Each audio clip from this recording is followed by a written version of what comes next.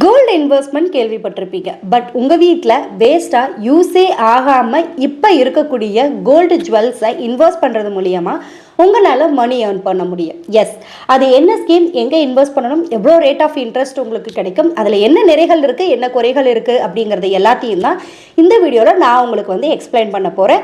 So இந்த வீடியோவை skip பண்ணாமல் ஃபுல்லாக பார்த்துட்டு இந்த ஸ்கீம் ஒர்க் ஆகுமா ஆகாதா அப்படிங்கிறத நீங்கள் தான் ஜட்ஜ் பண்ண போகிறீங்க.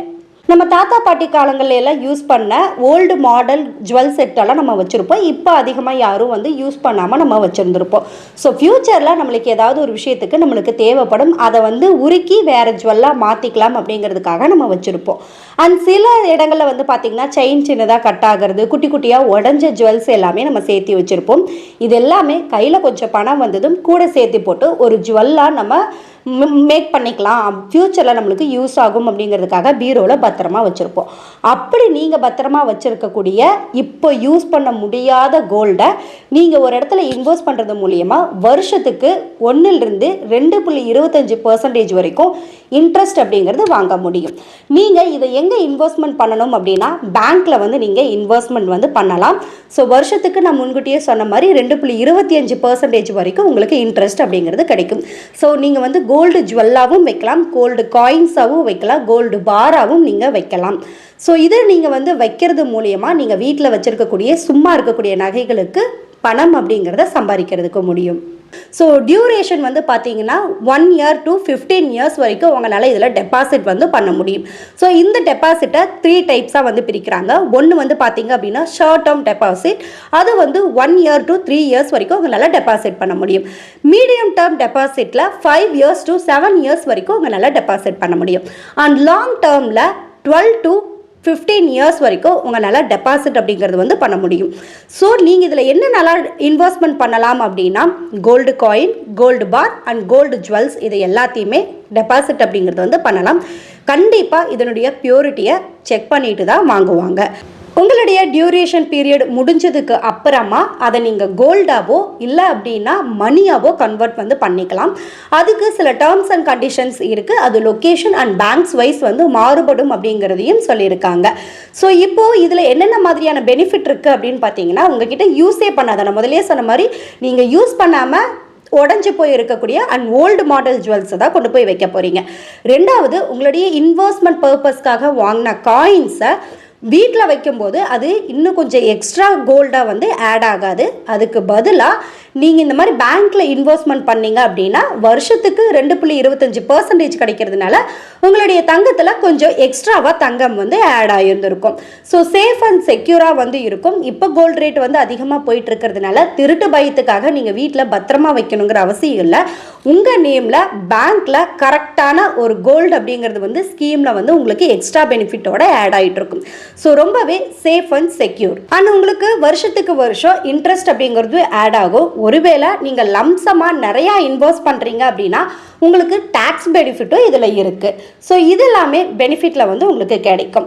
இதில் நிறைய குறைகளும் இருக்குது. அதையும் நான் இப்போ உங்களுக்கு நான் சொல்லிடுறேன்.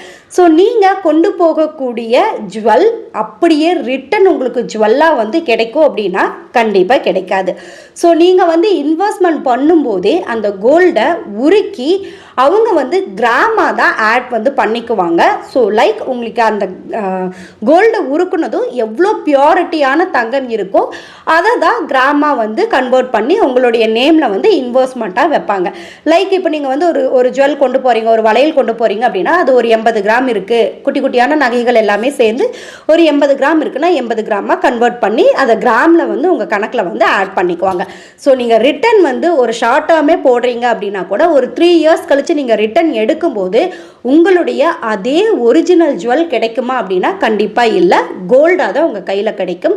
அந்த 3 வருஷத்துக்கான இன்ட்ரெஸ்ட் அப்படிங்கிற அந்த ஜுவல்லும் ஆட் ஆகி அந்த கிராம்ஸும் ஆட் ஆகி ஒரு கோல்டு காயினாவோ அந்த கோல்டு பியோர் கோல்டாக தான் உங்கள் கையில் கிடைக்கும்.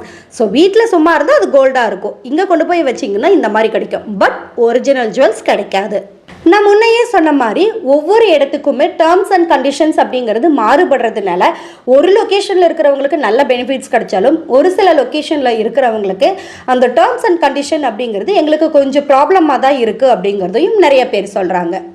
சில பேங்க்ஸில் மட்டும்தான் இப்போ இந்த மாதிரியான ஸ்கீம்ஸ் வந்து வச்சிருக்கிறதாவும் சொல்கிறாங்க.